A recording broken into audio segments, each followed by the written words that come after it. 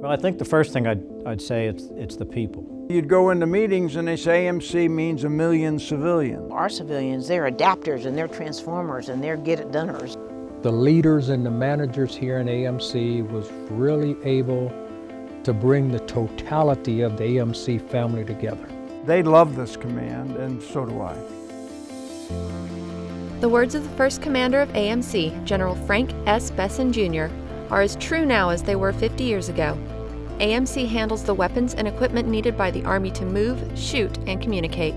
Everything that the Army does day to day depends upon the Materiel Command doing their job. All of those things that are taken for granted, most people, if you pointed to them and said, well, where'd they come from? Don't know it's the Army Materiel Command. AMC was established in 1962, combining the Army's technical services and industrial capabilities with a single focus: to support America's armed forces. AMC serves as the exclusive point of integration between an organic industrial base and tactical operations.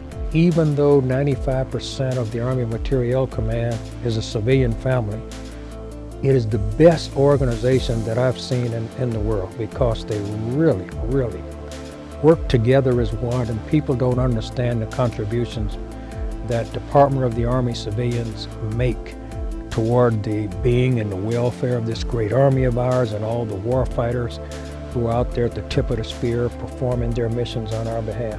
From beans to bullets, helmets to helicopters, spare parts to spare ribs, AMC touches every soldier in the Army every day.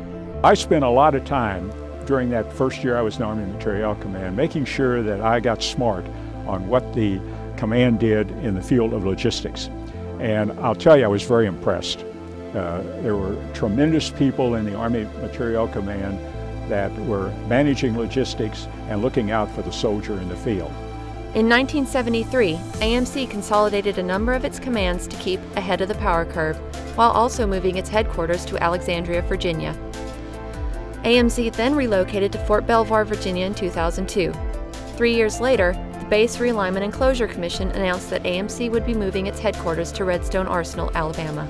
Even though we got beat up, and even though it all didn't survive, it laid down a marker that AMC could be more efficient, they could be more responsive to the warfighter and to the Army's needs without carrying excess bureaucracy. After serving in Vietnam and recognizing the need for immediate support while in the field, General John R. Dean Jr. established in-theater logistic and maintenance commands, the forerunner of AMC's Army Field Support Brigades. Without them, the fighting force wouldn't be anything.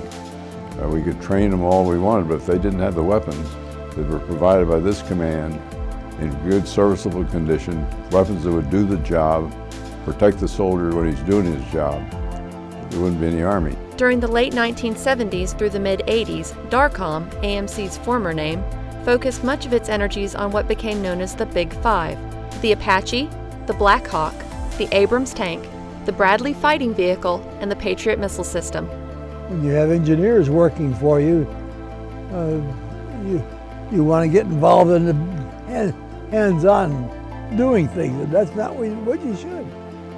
In a commodity command, you hire the good people, you tell them what you want, and leave them alone. And they'll produce. If they don't, you fire them. In the 90s, AMC could be described as, when we were needed, we were there. It began with support of Operation Just Cause, followed by Operation Desert Shield, Desert Storm. More than 120,000 AMC employees were involved in the war efforts and delivered more than 900,000 tons of equipment, supplies, and ammunition. They got it. They understand why they're here. They're supporting the men and women that we've got around the world fighting or resetting or on guard or whatever. And then they were the real heroes to me. Over the years, AMC has supported extensive humanitarian and peacekeeping missions around the world in places like Somalia, Haiti, and Kosovo. AMC was there for the people of South Florida after the devastation of Hurricane Andrew in 1992 and Hurricane Katrina in 2005. I always wondered why folks did not understand that those civilians really are soldiers. They don't wear a uniform, but they put their lives in danger as well.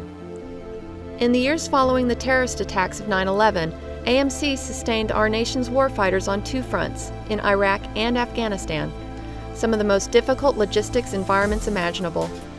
8 years after invading Iraq, a U.S. military drawdown was quickly approaching the enormous task of removing more than 40,000 remaining troops and upwards of 3 million different pieces of equipment.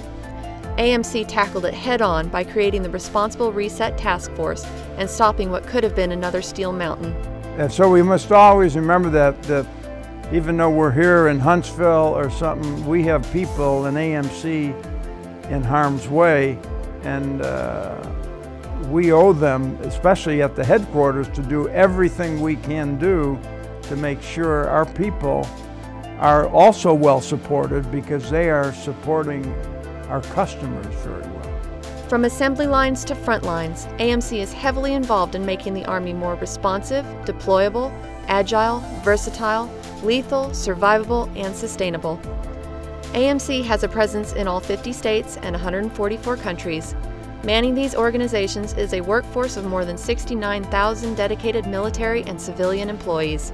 It's so exciting, and when you look at the legacy of the previous 16 AMC commanders over the last 50 years, and you look at what they did during their time, whether it was war, whether it was peace, when they had a lot of resources or no resources, limited resources, a lot of people, few people. If you look at our history over time, that this command has been relevant throughout its history.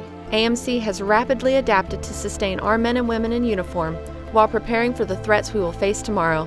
In the 50 years AMC has survived, thrived, and provided support to our warfighters around the world.